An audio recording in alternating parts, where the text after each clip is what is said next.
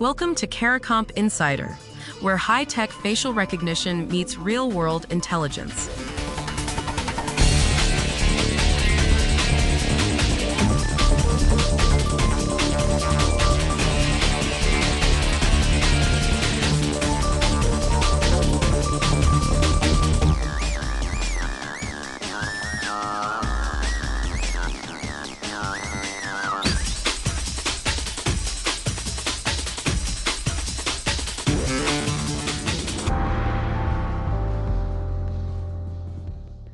A member of New Zealand's parliament stood up in the chamber, held up a nude photograph of herself, and told her colleagues it was fake.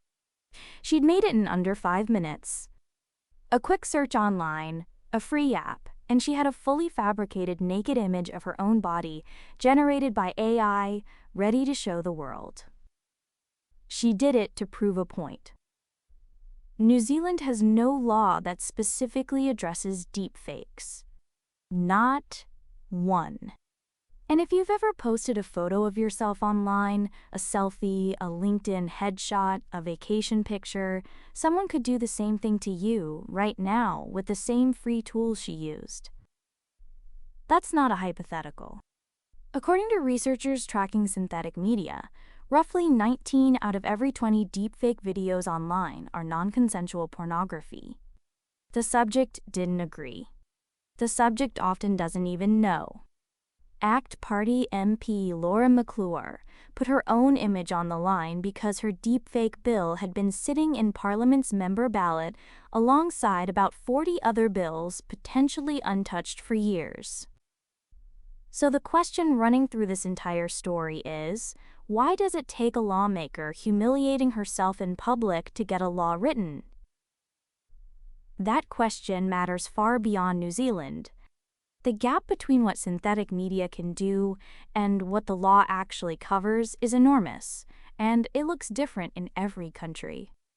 The U.S. passed the Take It Down Act last year, which criminalized non-consensual intimate deepfakes and requires platforms to take them down after being notified. That law's platform requirements kick in by mid-2026. The UK moved even faster on one piece.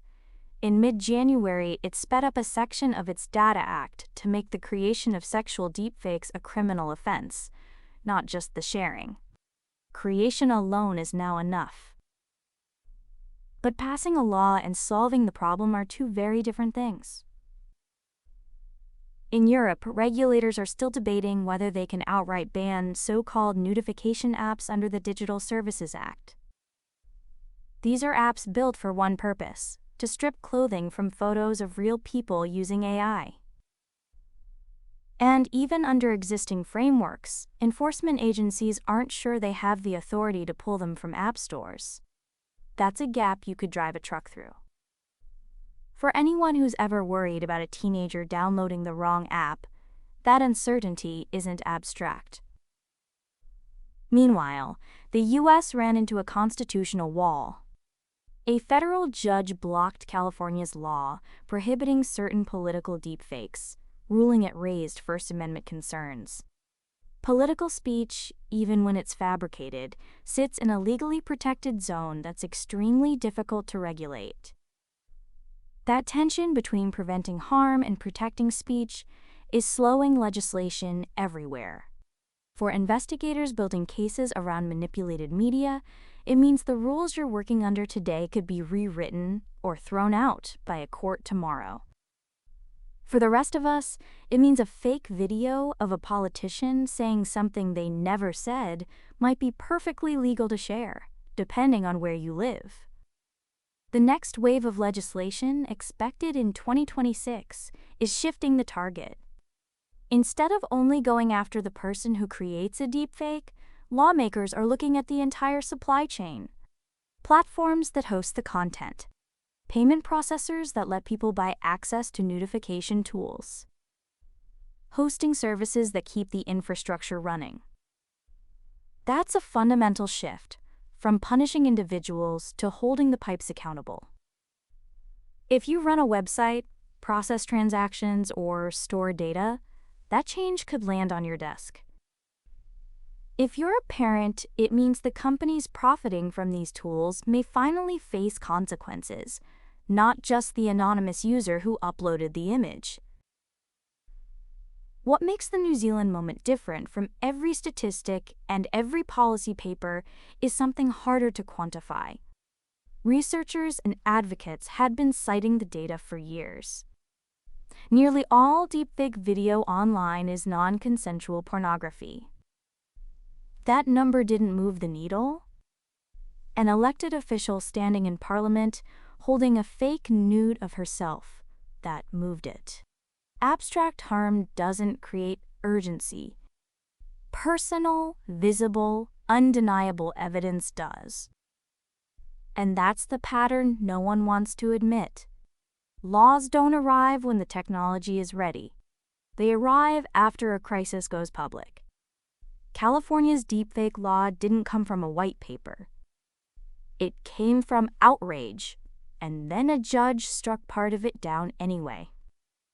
The UK didn't criminalize creation because a committee recommended it. It did it because the pressure became impossible to ignore. So the smartest approach, and this is where the sharpest legislation is heading, doesn't try to regulate AI itself. It targets specific harms: non-consensual intimate imagery, fraud, election interference. The technology is a tool. The damage is what you can write a law around. One MP in New Zealand proved that in 5 minutes with a free app and her own face. Anyone with a photo online is already in the same position she put herself in. They just don't know it yet.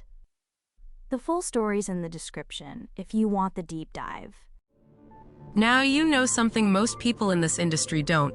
Use it. And when you're ready to put it to work, caracomp.com. We'll see you tomorrow.